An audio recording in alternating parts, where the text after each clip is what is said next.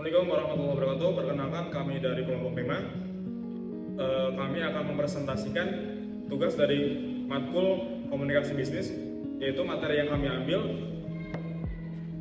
pengambilan keputusan dalam kelompok oleh kelompok 5. Kami dari kelompok 5 beranggotakan saya sendiri, Ivan Fadilah. Yang kedua ada Nisrina Nuraida. Yang ketiga ada Sofa Satya. Yang keempat ada Ririn Nurhayaturjana. Yang kelima ada Syahwa Nataliana. Dan yang keenam Nadia.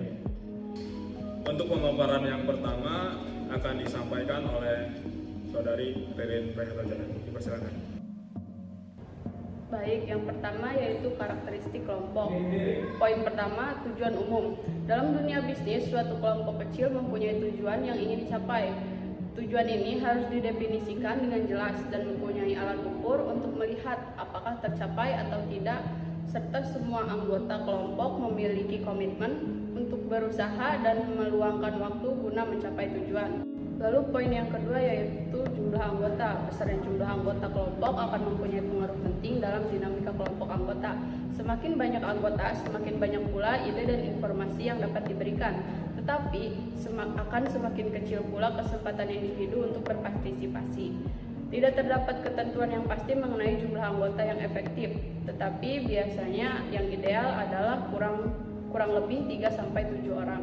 Poin yang ketiga, interdependensi. Suatu kelompok kecil memiliki ketergantungan antar sesama anggota. Para anggota bertemu untuk tujuan bersama. Mereka tidak hanya mempengaruhi, tapi menyadar pentingnya kontribusi informasi satu sama lainnya. Poin yang selanjutnya yaitu interaksi tatap muka. Dalam kelompok kecil terdapat interaksi tatap muka. Setiap anggota saling bertemu dan bertukar informasi baik secara verbal maupun non-verbal. Oke, selanjutnya tujuan komunikasi dalam kelompok. Suatu kelompok kecil dalam organisasi mempunyai berbagai macam tujuan. Sebagai besar tujuan itu selalu berkisar antara penyebaran informasi, pemecahan masalah, dan pengembalian keputusan. Nah, yang selanjutnya yaitu keuntungan dalam komunikasi kelompok. Keuntungan dalam komunikasi kelompok yang pertama ada kualitas keputusan, yang kedua ada penerimaan, yang ketiga tanggung jawab, dan yang keempat status. Dalam kualitas keputusan, biasanya keputusan kelompok yang melibatkan interaksi dan umpan balik di antara para anggota. Yang kedua, kita bahas tentang penerimaan.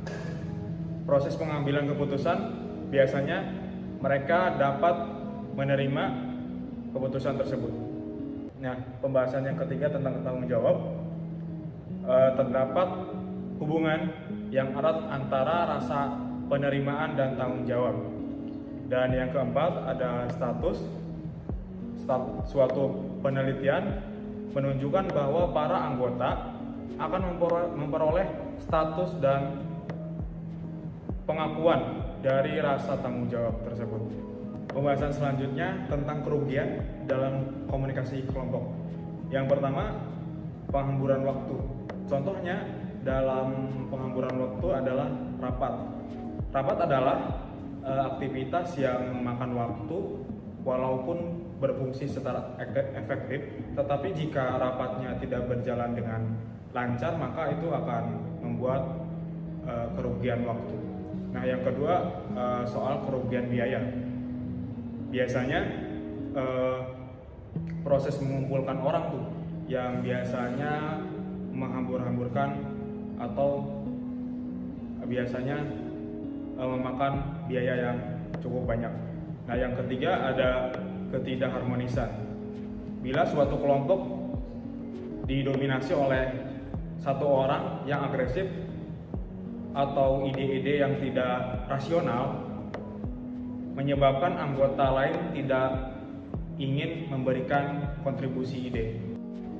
Kemudian dalam suatu kelompok pasti kita akan menemukan masalah-masalah yang harus dihadapi. Bagaimana sih cara menghadapi permasalahan tersebut? Yang pertama, menetapkan dan menganalisa masalah. Yang kedua, menganalisa isu yang sedang dipermasalahkan. Dan kemudian mengembangkan kriteria. Setelah itu, kita mencari alternatif pemecahan. Dan kemudian mengevaluasi berbagai alternatif dan memilih yang terbaik. Alternatif yang terbaik itu akan dilaksanakan sesuai dengan keputusan. Dan yang terakhir, memonitor dan mengevaluasi hasil. Selanjutnya, untuk menciptakan keterpaduan, setidaknya ada 3 faktor yang berpengaruh. Yang pertama, kesepakatan terhadap tujuan.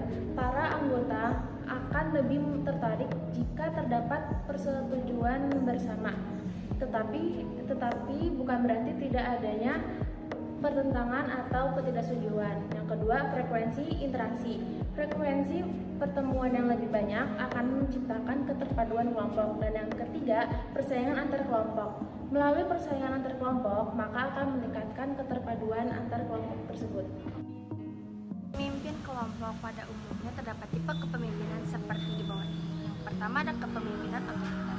Tipe pemimpin seperti itu mempunyai keyakinan bahwa para anggota membutuhkan petunjuk dan pengawasan. Karena itu, pemimpin seperti ini cenderung memiliki sifat kaku atau tidak fleksibel.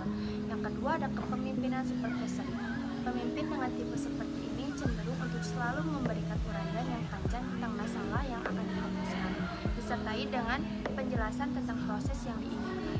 Yang ketiga ada kepemimpinan demokratik atau partisipatif. Tipe seperti ini akan mendorong anggota kelompok untuk berpartisipasi dengan aktif. Sebagai hasilnya, tiap orang akan berpartisipasi, berkomunikasi langsung secara menyeluruh, tidak langsung dipimpin oleh ketua. Dan yang terakhir atau yang keempat ada kepemimpinan laissez-faire.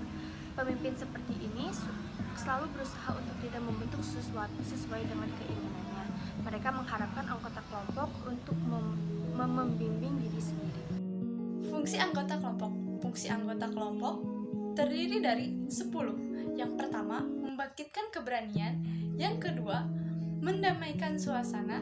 Yang ketiga, mengingatkan akan persoalan-persoalan yang menghalangi kelompok dan mengajak untuk memecahkannya. Yang keempat, meneliti kekurangan dari jawaban atau pendapat yang dikemukakan.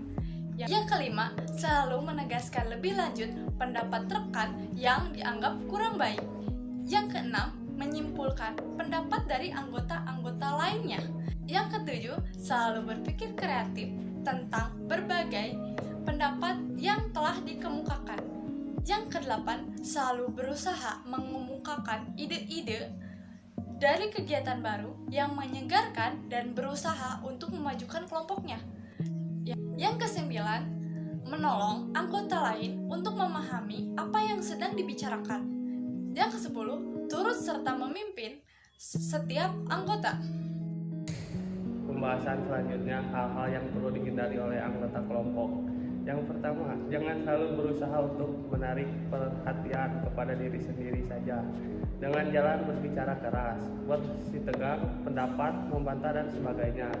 Yang kedua, jangan selalu menentang setiap pendirian yang dikemukakan dan dipertimbangkan pendapat orang lain. Yang ketiga, jangan menyerang rekan langsung sebagai pribadi secara licin dan licik. Yang keempat, janganlah berusaha menjadi orang yang paling berkuasa, memberi perintah, memaksakan pendapatnya, dan memotong pembicaraan rekan. Yang kelima, janganlah menjadi pendengar yang pasif. Itu dia pemaparan dari kelompok kami. Mohon maaf jika ada kesalahan-kesalahan kata ataupun penyampaiannya. Terima kasih. Wabillahi taufiq wal hidayah. Wallahul muwaffiq ila aqwamit thoriq. Wassalamualaikum warahmatullahi wabarakatuh.